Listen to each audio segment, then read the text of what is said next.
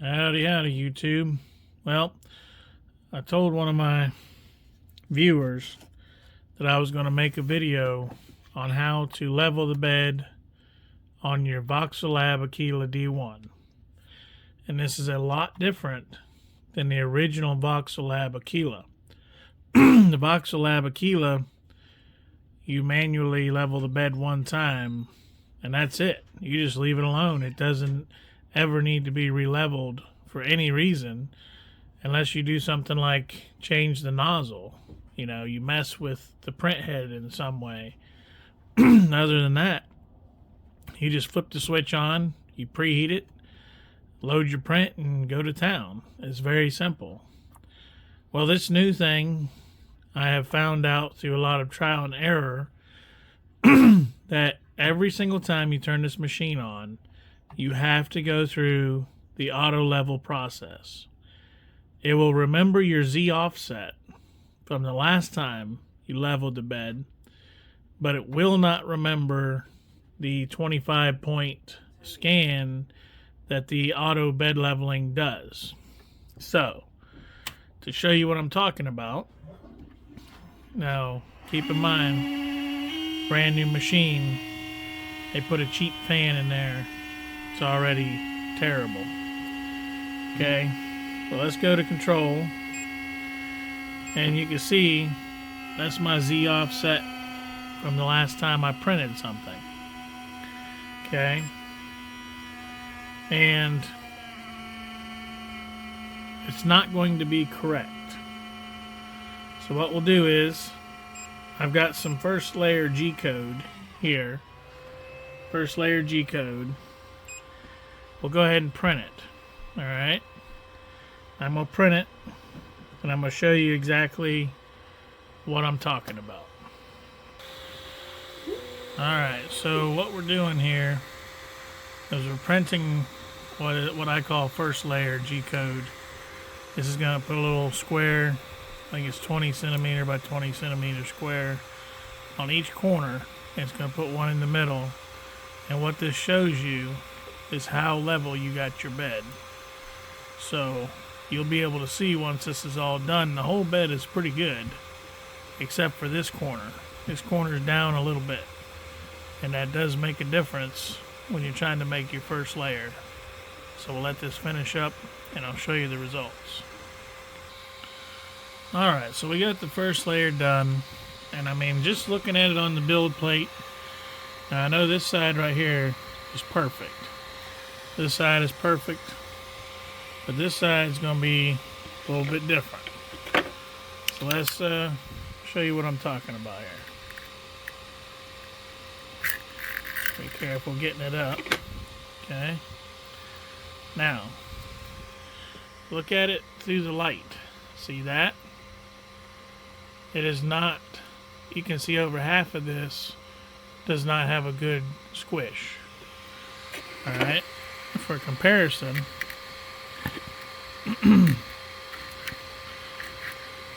come on. This side is sticking very well because it's supposed to. That's the result you want. Look at this. See that? That's a perfect squish right there. That's what you want. But here's the problem. I've already done this procedure a bunch of times, and it took me quite a bit of failed prints and wasted material to finally come to the realization that every time you turn that switch off, it loses the auto leveling, whatever information it stores, because there's 25 points that it goes across and checks the level of the bed, and then it stores that information. But for some reason it doesn't store that information permanently. It only stores it for the current time being while the machine's on. So I'm going to go ahead and get the rest of this cleaned off of here, and we're going to continue on. Alright, we got it cleaned off, so what we're going to do, we're going to go to control. Alright, we're going to click auto leveling. And you can see the 25 points.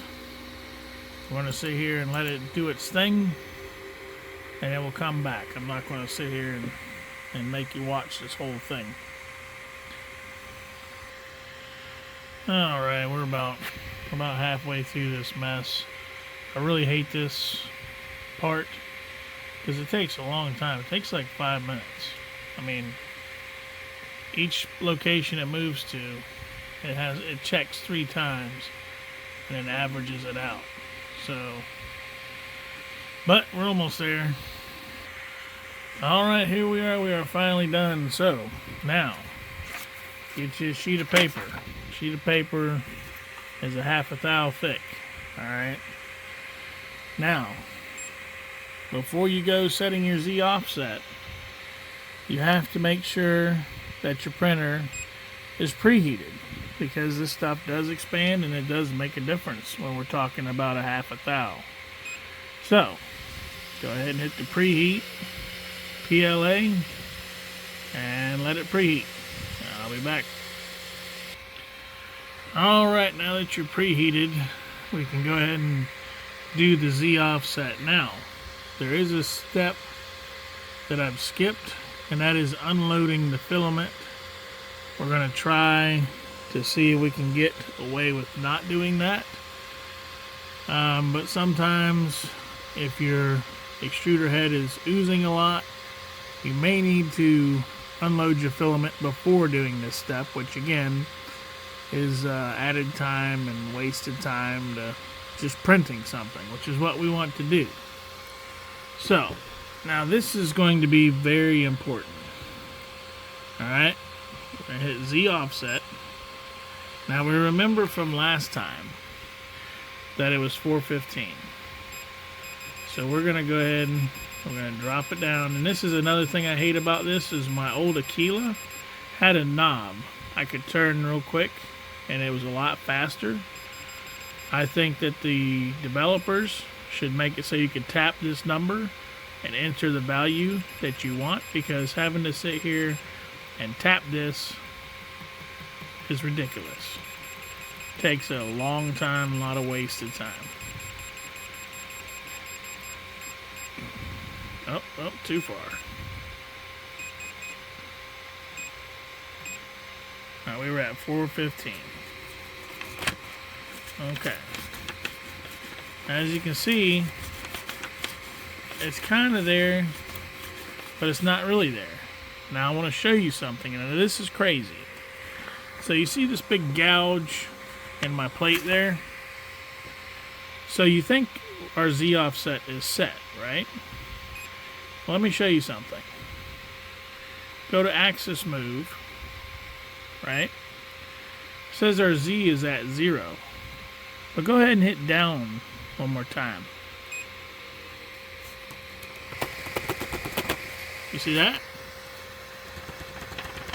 It doesn't want to move now. It's down too far. But it's at 0. But I learned this the hard way when I gouged the crap out of my plate and I had to change my nozzle. That for some reason, I can't explain why, that 0 is not 0. Now, once I've done that, okay, once I've done that extra bump down, it's fine, okay? But that, it's a little tight. It's a little tight, but it, you know, we're going to loosen it up a little bit. But do you guys see what happened there? Alright, so originally on our Z offset at 415, it was a little loose. The paper was a little loose. So I would have bumped it down another half a thou. Well, I think this is in millimeters. And, you know, so even look, 410, that's kind of tight. It's kind of tight, but I think we're going to roll with it. Go up to 405. That's okay drag. 410. 410, I'm willing to live with 410. But that is very important. I don't know why the software or whatever is messed up. But as a critical step is you have to go to axis move. Even though it says 0, hit down again. It's not going to go into the negative. But for whatever reason, 0 is not actually 0.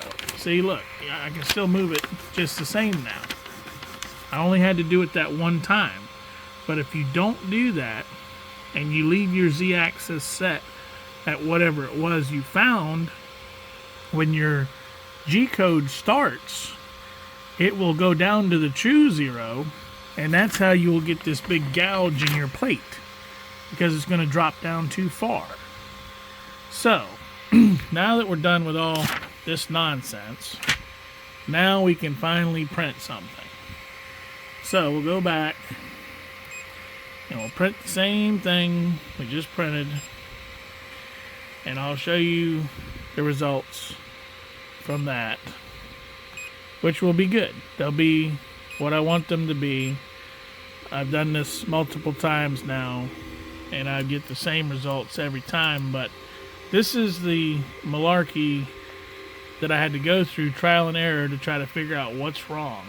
So let's let this print and we'll show you. Alright, well, as you can see here, I got our first layer done, and remember when we first printed, it was good over here, but it was bad over here. My Z offset was set to 415, and when we did this print it was at 410. Now look, they all printed the same, but they're all too thin. They're even now. They're even. Okay, so they're all perfectly even, which is good. That means our bed is level, but this means we got to drop the Z offset down a little bit. So what we'll do is we'll go to Control, Z offset, we'll drop it back down to 415 where I had it. But this is the bull crap that you have to go through now with this machine before you print every single time. I'm probably going to return this machine. All this crap you have to do before you print something is completely ridiculous to me. I don't like it. And also, I don't like the fact that Voxelab is not returning my emails for support. I don't like the fact that Amazon is not getting back in contact with me for customer support. They apparently were unaware that in the Voxelab manual it clearly states that whatever company sells you this machine is responsible for after-sales support. And now Amazon won't get back to me either. So I've got my original Voxelab Aquila. I've got a new thermistor for it. I need to install it, see if that fixes my problem. And if it does, this machine's going back, because I don't feel like dealing with all of this.